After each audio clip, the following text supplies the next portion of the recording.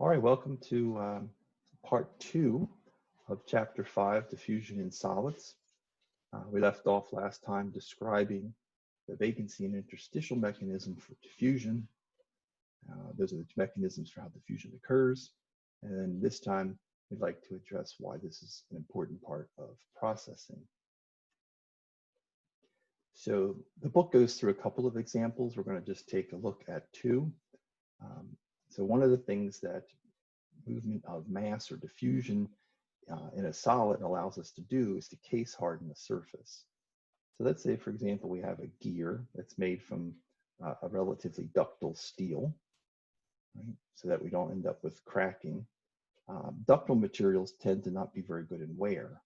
And so we would like to harden the surface, increase its hardness, which will increase its wear properties.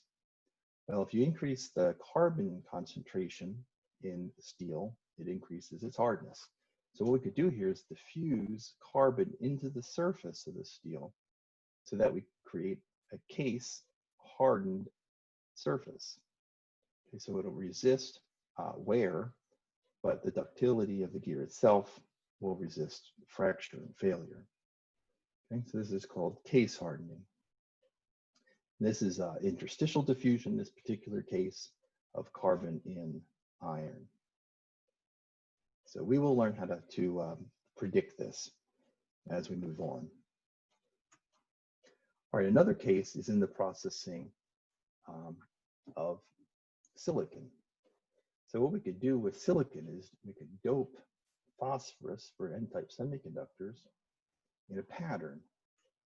And so the steps would be deposit phosphorus on the surface in a pattern of interest, heat it up, right, so that diffusion moves quicker, and the phosphorus would then diffuse into the silicon, resulting in a doped N-type semiconductor in some designed pattern. Okay, so next time, in the next video, we're going to discuss how the rate of diffusion can be predicted for the very simple case of steady state diffusion.